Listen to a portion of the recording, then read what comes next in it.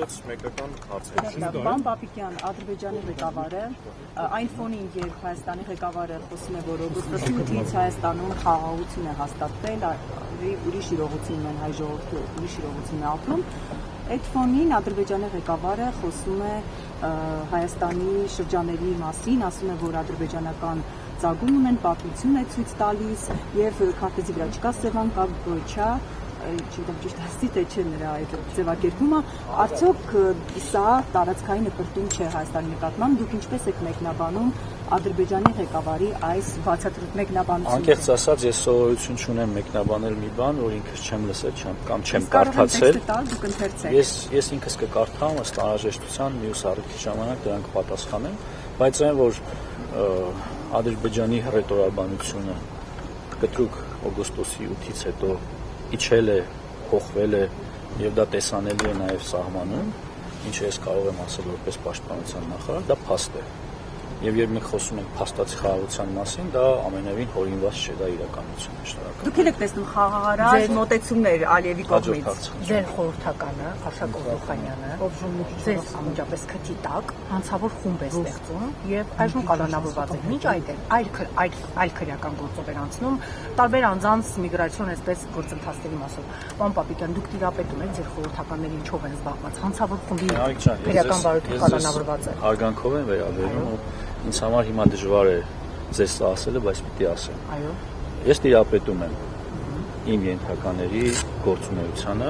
այլ խնդիր է, որ դուք չեք տիրապետում, որ ես նման խորհրդական չունեմ։ Արշակ Օղլոխանյանը ձեր խորհրդական։ Ես նման խորհրդական չունեմ։ Չեք ունեցել նման խորհրդական։ Կգնաք կճշտեք, պաշտպանության նախարար Սուրեն Պապիկյանը նման խորհրդական ունեցել է, թե ոչ, այնուհետև ձեր հարցը կրկնեք։ Ես այլ բան ուղղակի ձեզ ավելորդ չեմ ուզում։ Պարոն Պապիկյան, եթե խաղաղությունն է այսքան օգոստոսի 8-ից եւ ինչպես ասում եք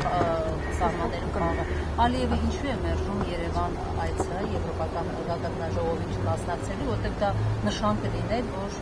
ամեն դեպքում Հիմա այսինքն ուզում եք Ադրբեջանի նախագահի փոխարեն ես ձեր հարցին պատասխանեմ, ես չունեմ այդ պատասխանը։ Ես չունեմ այդ պատասխանը, ես նաեւ չգիտեմ պաշտոնական հրավերի եւ պաշտոնական մերժման մասին։ Շնորհակալ։ Պաշտպանության բյուջեն ըստ պայմանավորվածության Պարոն Պապիկյան, զինված ուժերի բարեփոխման ընթացքից նոր համազգեստ ունենալու գործընթացը ինչ փուլում է, այդ մասով մանրամասն եթե կարող եք։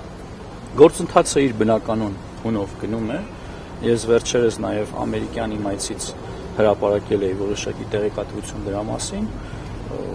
Մենք ընթացիկ տարում սպասում ենք դաշտային համազգեստի առաջին փորձանմուշների, որը բավականին մի քանի հազար փորձանմուշի մասին էր, որը պիտի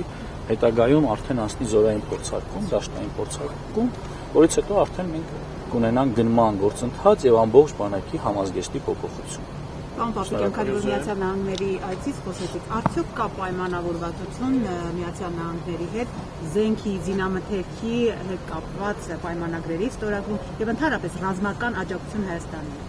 Ես չեմ կարող խոսել ինչ-որ պայմանավորվածությունների մասին, բայց կարող եմ ասել, որ բավականին դրական դինամիկա կա մեր համագործակցության զարգացման ուղղությամբ